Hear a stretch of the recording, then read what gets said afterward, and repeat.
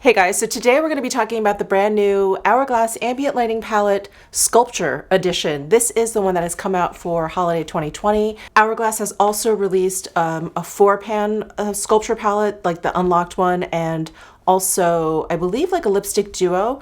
I didn't get either of those because I do already have the unlocked palette, and all of those shades are repetitive from the 6-pan unlocked palette. So this is the only thing that I've purchased from the Hourglass holiday 2020 collection. So that's what we're going to be focusing on today. So I'm going to be doing a demo. I have like all of my makeup down, powder, foundation, concealer. So we're going to be doing a demo of this stuff. I also have some swatches for you. And then at the end of this video, we're going to do some comparison swatches to the 2 other Hourglass ambient lighting palettes that I have. The Ghost one, which came out last year, and then the Lighting Edit Volume 3, which came out in 2017. I'm skipping 2018 because that's the unlocked palette, and all the shades are quite different, and this palette in general just had a completely different feel. So we're going to be focusing on the Ghost and the 2017 palette. First, let me show you this palette. So this Sculpture Edition, the packaging is just a little bit different. So here's a close-up shot of the outer packaging, and we have some like faceted corners to the lid there, so it's not just kind of a smooth rounded finish. So that's pretty cool. And then the finish of this palette is like a very light yellow gold. And then inside we have a mirror and very familiar kind of layout here. We have 6 pans of different powders here, and all the names are on the back of the palette, and 3 of the powders in here are already existing powders in the Hourglass line, and then 3 of them are exclusive to this palette. So these 2 right up here are part of the existing line, and then this Mood Exposure Blush is also part of the existing line. So this powder, which is the Strobe Powder in Glistening Strobe Light, this bronzer in Natural Bronze Light, and this Strobe Blush in Vibrant Flush, these are the 3 powders that are exclusive and limited to this sculpture palette. So let's go ahead and take a look at some swatches. I swatched from left to right, top to bottom. The first 3 swatches are definitely going to be a little bit difficult to see because they are, kind of like skin toned. But starting at the left, we have Dim Light, which is a finishing powder. Then we have Diffused Light, which is a finishing powder. Next, we have Glistening Strobe Light, which is a strobe powder. Natural Bronze Light, which is bronzer. Vibrant Flush, which is a strobe blush, and then Mood Exposure, which is a blush. So after swatching these and kind of playing around with them a little bit, I find the quality of these powders to be very on par with all the other Hourglass powders that I have, whether they're in the lighting palettes or whether they are the individual ones that you buy as part of their regular line. And that's what I have to say I appreciate the most about, maybe not the most, but one of the things I appreciate about Hourglass is when they do these holiday releases and they do these ambient edit palettes. With some other brands, I do feel like sometimes the quality suffers a little bit, but with Hourglass, the quality is always very, very consistent. So I definitely appreciate that about Hourglass. Let's go ahead and apply some of these products to my face. So I think what I'm going to do, I did put a little bit of setting powder down, but way back in the day, I remember using diffused light to kind of brighten up my under eyes. So I want to do that now. And I've got a Refer number 19 brush, and I'm going into diffused light. So that's the center shade in the top row. And I'm just going to pat some on. And one thing I've learned, at least personally, when I use Hourglass powders, I feel like I have to be very careful. I need to use a very light hand with the powder.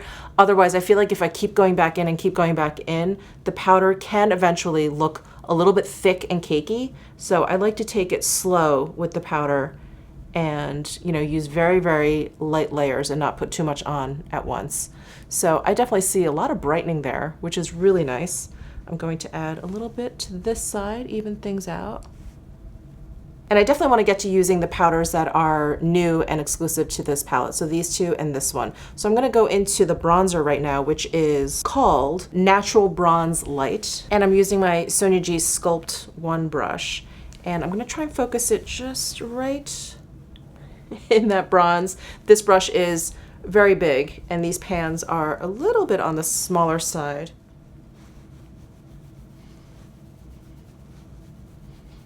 Ooh, that's pretty. I have to admit, I have not had the best luck with Hourglass bronzers. I purchased them when they first came out. I think maybe I got like 3 different shades. Anyway, I was like so excited to try them, but they had like micro glitters in there, which I was not the biggest fan of in terms of bronzer. I really like, you know, a satin sheen, but I don't like the little glittery bits in there. So I've actually decluttered all of my Hourglass bronzers.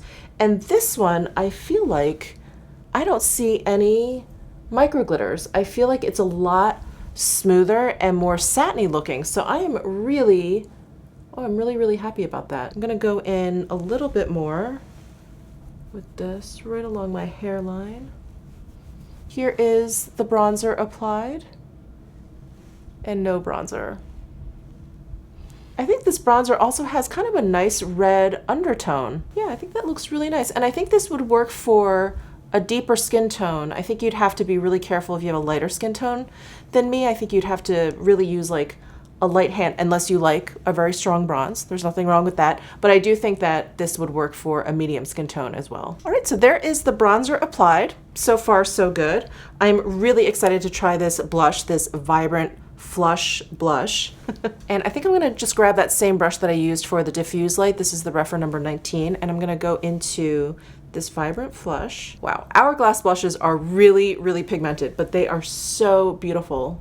I'm just going to tap gently though, just in case. So I just tapped the brush once into the pan, and I'm just spreading that between my 2 cheeks. And this is a strobe blush. So this is like the peachy pigment mixed in with one of their strobe powders. So this is going to have a little bit of a stronger type of sheen than their regular blushes, which is like their Mood Exposure, which is just their blush. So that's the difference between the strobe blush and the blush. This is gonna have a little bit more like kick to it in terms of sheen and like reflectiveness. So I'm just gonna put a little bit more on like the apples of my cheeks here.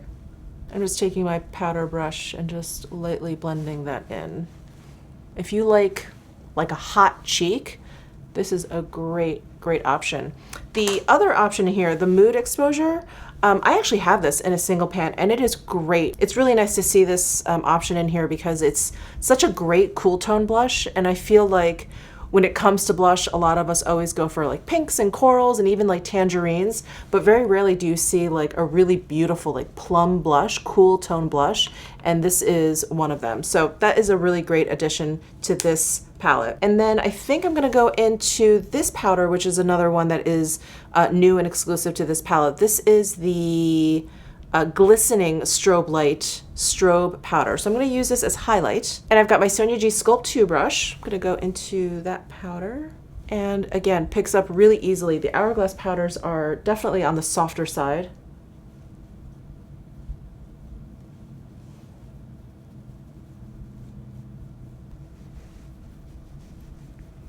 So there it is applied, really pretty. So Hourglass has these strobe powders, and then they also have metallic strobe powders. Their metallic strobe powders are like twice as like amped up as this. So this one is a little bit more of a subtle strobing effect. It's really like quite satiny, like almost wet looking on the skin. And this powder, I don't know if the camera's picking it up or if you can see it in the pan. This powder definitely has micro glitters in there. So I much prefer their metallic strobe powders because they're brighter and they're really kind of like smooth. It's the one, hold on. These are the metallic strobe powders that I'm talking about that were introduced in this like 3-pan palette. So that's a highlight that will give you a really smooth, highly metallic, reflective kind of highlight. And this one is a little bit more subtle, but there's like micro glitters in there, which I actually can't see in indoor lighting, but when I go out, I can definitely see a little bit of the micro glitter. Definitely not my favorite, but it's not a deal breaker. You know, like if I wanted to bring this along with me, let's say on a trip, or just if I'm going out or something, and I wanted to just go ahead and use this as highlight, I would. The micro glitters wouldn't stop me. But that is the strobe powder applied. And the last powder I think I can use in here is the dim light. So this is, I mean, dim light and diffuse light, these are probably some of their most popular powders. I feel like luminous light is one that belongs in here as well, but I'm gonna use the dim light one, I guess, for finishing. I think it may be a little bit too deep for that, but let's try. So I've got my Sonia G Face 1 brush. I'm gonna go into dim light and just pounce it on and then work it in here. works okay. I'm just trying to figure out if it's added any pigment. I think it works okay. I think what I'm gonna do is go between the two, the dim light and the diffuse light. Try that on this side. So smooth. I don't know that I can actually tell a difference. Yeah, this side maybe looks a little bit lighter than this side. I mean, just, I can barely tell. All right, so I'm just gonna go back and forth between the two powders again and finish up my forehead here. So when it comes to finishing powder, I don't necessarily buff my entire face. There are parts of my face that sometimes I just don't feel like, not like it's not necessary, because anytime I can blur out anything, that's necessary, but sometimes I feel like it just doesn't help, and that is like this area right here. And I feel like when it comes to like hourglass powders or even loose powders, if I just go in there a little bit too much with powder, even if I buff it out, it just looks a little bit heavy right here. So I usually kind of buff cheeks, chin, a little bit over the lip here, my forehead, basically the perimeter of my face, and I kind of leave the whole like big eye area alone. All right, now the question is, do I try and use like the bronzer and the blush as like eyeshadow? Could always give it a shot, right? So I've got a big fluffy brush here. I've got my Sonia G Detail Pro brush, and I'm gonna go into the bronze color first just to see how that goes. And again, this is the Natural Bronze Light. And I'm just gonna add some, oh, that's a lot darker than I thought. A lot darker and a lot more pigmented than I thought. I should have known. Hourglass powders are really, really pigmented, but buffing out really nicely. And you know, I'm not usually someone, I know this is like a very popular technique, you know, just adding bronzer as eyeshadow, using it as a transition shade.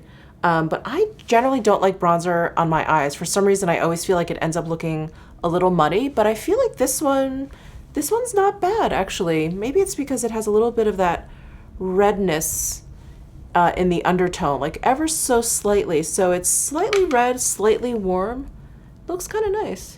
All right, now I've got my Rephr number 15 brush. I'm gonna go into blush. Yeah, why not? I'm gonna go into the blush, this Vibrant Flush. See how this looks on my lids. I wonder if it's just too bright. Wow, for blush, this is really, really pigmented.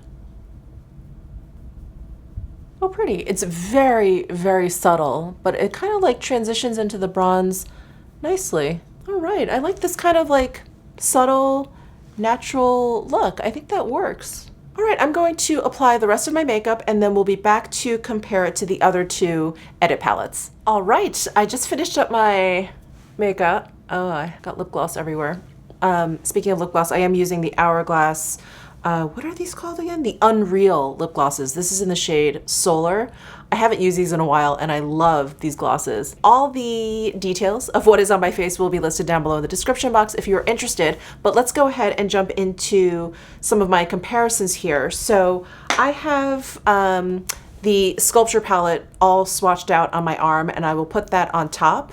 And on the bottom, what I will do is put the other two lighting palettes swatched there. So first, let's take a look at the Ghost lighting palette, which is one that came out last year for 2019. And we have very similar, like top row here. We have dim light and then we have diffuse light. That's kind of like standard at this point. And then we have a strobe powder, and that is the iridescent strobe light. And as for the two strobe powders, I feel like the one in the Ghost palette is just a little bit lighter than the one in this year's Sculpture palette. So there is a slight difference there. And then the bottom row, the first two shades are very similar. So in the Ghost palette, we have the Eternal Bronze Light, and then we have Iridescent Rose. And those two shades, I mean, very, very similar to what we have in the Sculpture palette. The last blush is quite different. So in the Ghost palette, we have the Sublime Flush, and this is a really, really bright, like magenta mixed with coral blush, versus the Mood Exposure, which we have in the Sculpture palette, which is, like I was just saying, very cool tone, very plummy, much more kind of like dramatic kind of look versus a very bright like hot cheeked like blush look. So like all of the Hourglass ambient lighting palettes, some similarities, some change ups there. But let's take a look at the 2017 palette because I think these two are actually very, very similar. So this is volume 3. And here what I've done actually is I've swatched this palette out of order to kind of follow along with the Sculpture palette. So what I've done is I have swatched the dim light, which is over here, the top right hand corner, and then I swatched the diffuse light because that's how they appear in the Sculpture palette. And then I swatched this Strobe Powder, the Hypnotic Strobe Light Powder. That's what I have swatched next. And then here in volume 3, we have this blush called Surreal Halo. And this is a cool toned, plummy kind of blush. It's a little bit deeper than the Mood Exposure, but it is very, very similar. And then we have the Pure Effect blush in the bottom right-hand corner. And that's a bright kind of like deeper pink mixed with like a lighter, brighter pink. And while it's not the same as the Vibrant Flush in the Sculpture palette, it is similar in the effect. It's a very kind of like bright blush versus these other two blushes in here. So I find these two palettes to be quite similar in feel. Obviously all the powders, obviously aside from the dim light and the diffuse light, they're all slightly different, a little bit different, but you're gonna get kind of a similar feel. So I do feel these two palettes are the most similar, and this is the one that came out in 2017. So those are the only ambient lighting palettes that I thought were worth comparing. I do have the Unlocked palette, but this is, you know, very, very different. None of the powders in here are marbleized, and they did come out with a 4-pan palette with 4 of the shades in here, which I didn't pick up since they were repeats. So I thought these were the only 2 edit palettes that I thought were worth comparing. So I hope you guys found this video helpful. Let me know your thoughts down below in the comment section. Give this video a thumbs up if you enjoyed it. Subscribe down below if you haven't already, and I'll see you in my next video.